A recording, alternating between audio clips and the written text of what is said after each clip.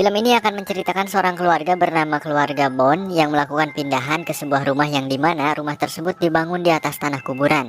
Yang otomatis rumah di sana dihuni oleh para makhluk gaib seperti hantu, juri, kecit, pebenyit, ririwah, setan, erup-erup, dan lain-lain. Dan film ini berjudul Poltergeist. Film diawali dengan video game yang dimainkan oleh seorang bocil bernama Griffin Bond. Ini ibunya bernama Amy Bond, ini ayahnya bernama Eric Bond, dan ini adiknya si bernama Madison Bond atau dipanggil Maddie, serta ada kakaknya bernama Kendra Bond. Mereka sekeluarga sedang dalam perjalanan menuju rumah barunya, dan beberapa saat kemudian mereka pun sampai di rumah barunya. Mereka diajak berkeliling oleh maklar rumah tersebut. Griffin sudah merasakan ketidaknyamanan di rumah tersebut, sampai ia melihat Maddie yang sedang berbicara sendiri di hadapan sebuah lemari. No, Piggy Corn's not my baby. She's this at all. She's not pig in it. Jadi si Maddie ini ceritanya seorang bocil yang masih polos, tidak ada dosa sama sekali. Jadi dia diberi kemampuan untuk bisa melihat makhluk gaib.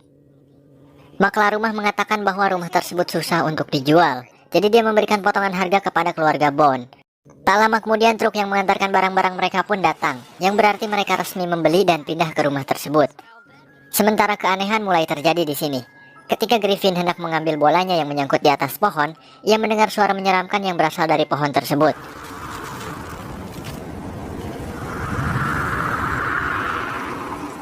Lalu ia pun pergi menemui ibunya. Tidak hanya pada Griffin, Maddie juga mengalaminya.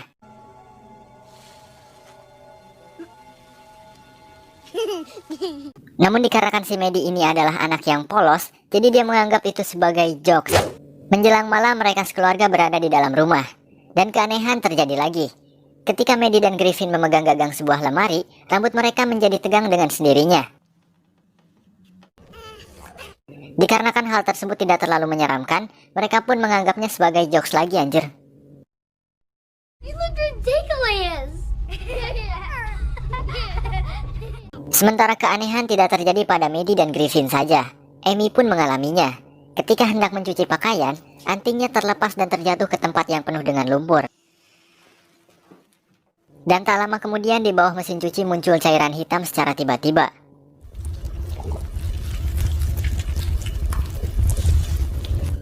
Singkat cerita, Kendra sedang melakukan video call dengan temannya. Di sana ia menunjukkan program televisi dari Kerrigan Burke. Dia adalah seorang paranormal yang sedang melakukan investigasi pada rumah angker. Lalu tak lama kemudian si ibu datang menyuruh untuk mengecilkan volume TV-nya, karena para bocil akan tidur. Thank you. Good night. Scene kembali berpindah kepada Maddie dan Griffin. Mereka sedang menikmati keanehan pada lemari misterius tersebut. Lalu si ibu datang dan menyuruh mereka untuk tidur. Alright, love bugs, it's time for bed. Si bocil Maddie mengatakan bahwa ia mendapatkan teman barunya yang tinggal serumah juga di sana. Namun mereka sedang tersesat. Yang dimaksud si Maddie ini adalah para bebenyit atau makhluk gaib yang tak kasat mata. Saya di sini memanggilnya bebenyit ya, karena mereka itu suka mengganggu gitu. Namun si ibu tidak menghiraukannya, karena cariosan si Maddie sangatlah tidak masuk akal. Scene kembali berpindah kepada Griffin yang hendak tidur dan sedang merasa ketakutan. Lalu ada sebuah tali di balik lemari dan ia pun menariknya. Sementara si Babeh dan si ibu sedang mempermasalahkan celana dalamnya. Dan ketika mereka hendak melakukan gitu-gituan, si bocil Griffin masuk. Yes! Hey! Griffin memberitahu ayahnya apa yang telah terjadi pada dirinya. Lalu Eric pun menemani Griffin ke kamarnya. Di sana mereka dikejutkan dengan seekor tupai yang entah dari mana asalnya. You're the big brother. You gotta be brave, you know. Lalu Kendra mendengar teriakan Griffin dan akhirnya sekeluarga pada keluar untuk melihat apa yang sedang terjadi. Dan ternyata ayahnya sedang diganggu oleh makhluk gaib. Tapi itu lagi-lagi hanya jokes anjir. Dan di sini Griffin tidak ingin tidur sendiri karena ketakutan. Griffin ingin tidur bersama ayah dan ibunya. Alhamdulillah gak jadi gitu-gituan. Ketika mereka sudah tertidur, lampu rumah, televisi, handphone mati dan menyala dengan sendirinya.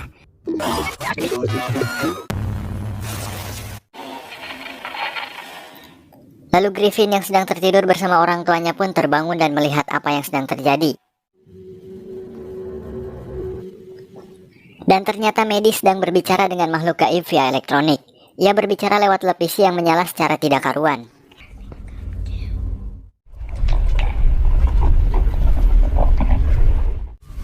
But how will you get here?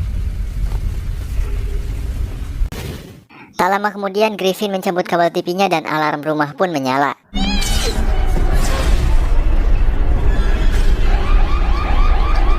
Lalu sekeluarga kembali terkumpul dan Maddie mengatakan, We're here.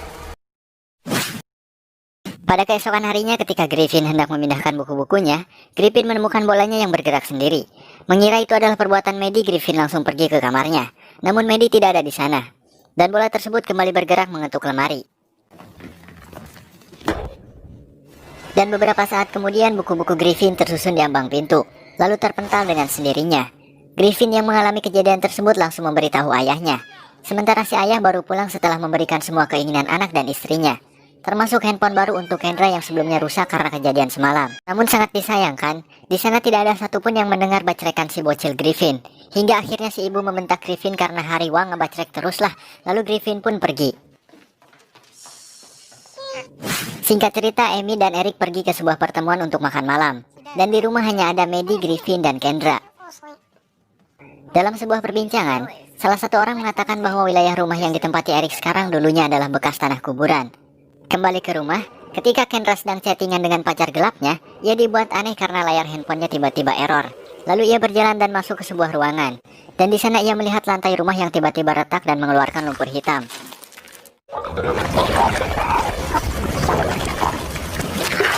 Dan ketika ia menengok, kaki Kendra langsung ditarik oleh tangan yang keluar dari gumpalan lumpur tersebut. Sementara Griffin diserang oleh boneka badutnya.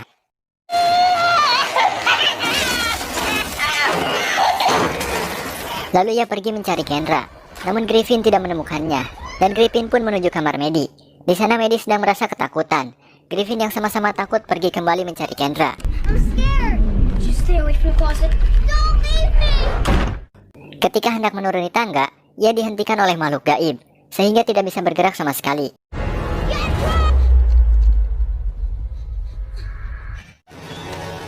Di sisi lain, Kendra berhasil terlepas dari tangan yang menarik kakinya, dan penarikan berpindah kepada Griffin.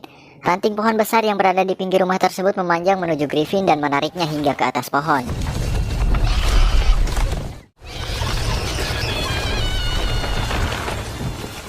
Ketika Griffin dan Kendra sudah mendapat bagian horornya masing-masing, kini giliran Maddie yang kena. Lemari misterius yang ada di kamarnya tiba-tiba terbuka dan bonekanya tiba-tiba tertarik oleh sebuah cahaya ke dalam lemari tersebut. Dan di sana Maddie pun mengikutinya, hingga isi lemari berubah menjadi gelap dan Maddie dibawa pergi oleh si bebenyit. Beberapa detik kemudian si ibu dan si ayah pulang dan melihat Griffin yang sudah berada di atas pohon. Lalu Griffin pun diturunkan kembali oleh ranting pohon tersebut. Tak lama kemudian Kendra datang dan mengatakan bahwa Maddie telah menghilang. Mereka semua pun mencari Maddie. Hingga akhirnya Griffin mendengar suara Maddie pada televisi. Griffin pun berteriak memanggil ibunya.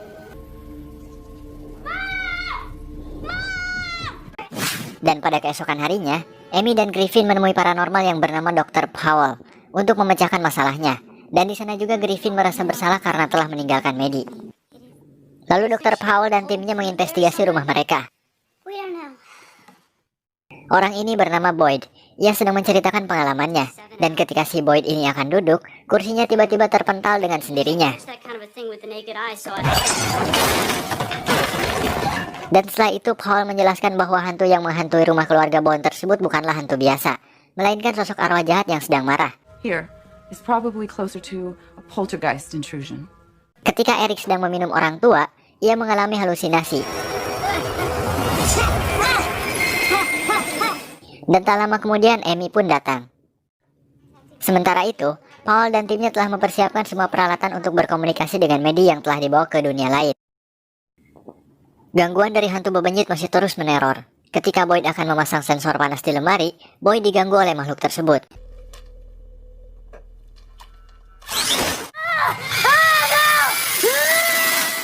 Dan di sana salah satu tim Dr. Paul menjelaskan bahwa Maddie telah diculik oleh arwah jahat. Namun keberadaannya masih tetap pada tempat yang sama, yaitu di rumah tersebut. Hanya saja berbeda dunia atau berbeda dimensi. Dan ketika peralatan sudah siap, pemanggilan pun dilakukan. Madison, it's mommy.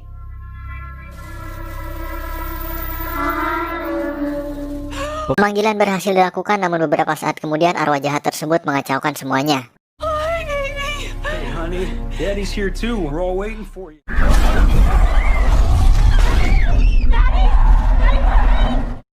Lalu Eric pun mendatangi lemari misterius tersebut.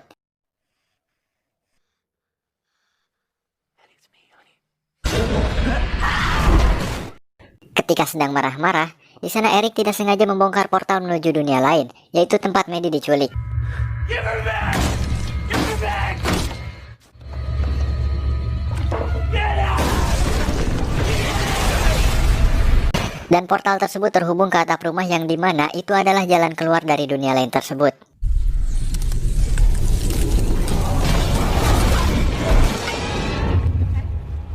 Maddie pun bisa diselamatkan, tapi Dr. Paul membutuhkan seseorang untuk membantunya, dan orang tersebut adalah Kerrigan Burke, Have you ever heard of Kerrigan Burke?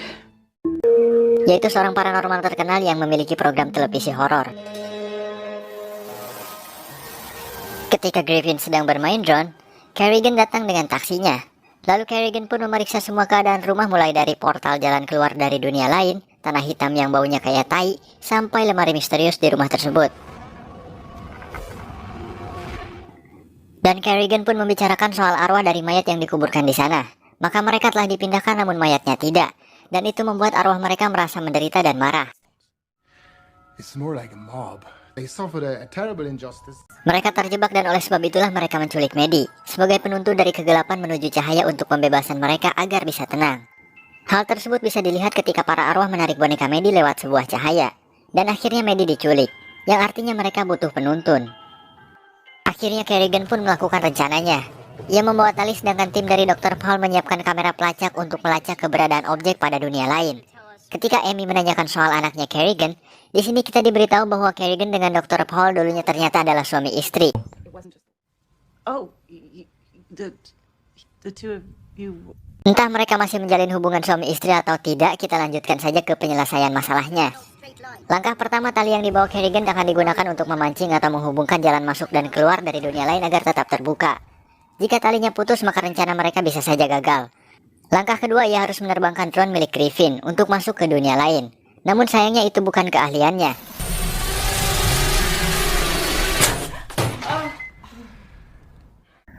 Oke, joki berpindah kepada Griffin. Ia menerbangkan drone-nya sampai bertemu dengan Maddie.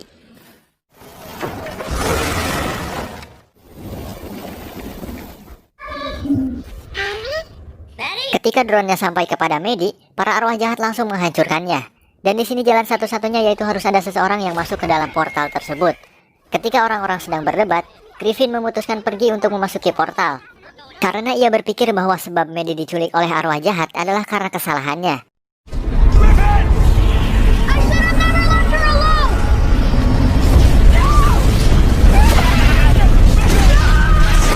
Griffin akhirnya bisa menemui Maddie namun talinya terlepas.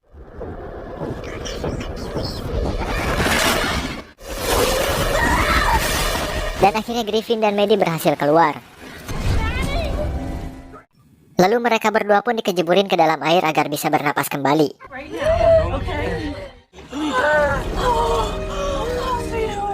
Dan mereka pun bergegas ke dalam mobil untuk pergi. It isn't though. Of course it is, sweetheart. You help the spirits go into the light. Tapi tidak semudah itu, Perguso. Masalah masih belum selesai, cuy. Griffin dan Maddie bisa keluar, tapi mereka tidak sempat mengarahkan para arwah menuju cahaya karena Maddie tidak mengetahui jalannya. Dan itu adalah masalah, karena para arwah masih akan menghantui mereka. Ketika hendak pergi, mobil mereka dihentikan dan dimasukkan kembali ke dalam rumah.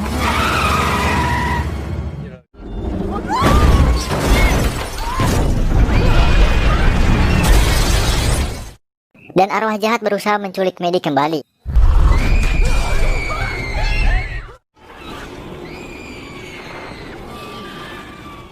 Beruntung mereka tidak berhasil menarik Maddie kembali ke portal berkat bacrekan si Abah Kerrigan. Dan akhirnya Kerrigan memutuskan untuk masuk ke dalam portal tersebut, karena hanya dia yang bisa mengarahkan para arwah kepada cahaya. Sementara itu, keluarga Bond berhasil melarikan diri dari para arwah menggunakan mobil. Dan rumah itu pun hancur oleh para arwah tersebut yang menuju ke langit disertai dengan cahaya, yang berarti Kerrigan telah berhasil mengarahkan mereka. Dan ketika tim Dr. Paul mencoba untuk melacak keberadaan Kerrigan, ia berhasil ditemukan. Setelah itu keluarga Bond pun mencari rumah baru dan menemukan rumah yang serupa dengan sebelumnya. Akhirnya mereka tidak jadi beli dan pergi dengan senang hati. Dan film ini diakhiri dengan Kerrigan Burke yang selamat, dan dari kejadian tersebut ia kembali menjadi tuan rumah program televisinya bersama Dr. Paul. And I'm Kerrigan. I didn't even say Because that. as soon as I heard and, I just came right out. That's And the I said, wrong and one, okay. Dan tamat cuy. Oke, ending yang sangat santuy dan damai sekali, nggak ada kata anjir untuk film ini. Good lah pokoknya. Alur ceritanya sudah jelas, tidak usah dibahas lagi, saya yakin kalian pasti mengerti. Jadi pesan moral yang paling utama yang bisa saya cerna dari film ini yaitu, jangan asal membeli rumah dikarenakan harganya murah. Karena yang geretongan atau yang murahan itu kualitasnya pasti masih dipertanyakan men. Seperti rumah angker yang ditempati oleh keluarga Bond yang berdiri di atas tanah bekas kuburan. Dan yang kedua, sebaiknya tanah kuburan tidak boleh dipindah-pindahkan. Apalagi seperti pada film Poltergeist ini yang memindahkan tanah kuburan tapi tidak dengan mayatnya, melainkan hanya batu nisannya saja. Dan akhirnya para arwah menjadi tidak tenang dan mengganggu. Saya kurang mengetahui apakah jika tanah kuburan dipindahkan akan seperti itu atau tidak. Tapi yang jelas menurut saya memindahkan tanah kuburan tanpa dengan mayatnya itu sangatlah tidak baik cuy. Oke, sekian saja, mohon maaf jika terdapat perkataan yang salah. Wassalamualaikum dan sampai jumpa.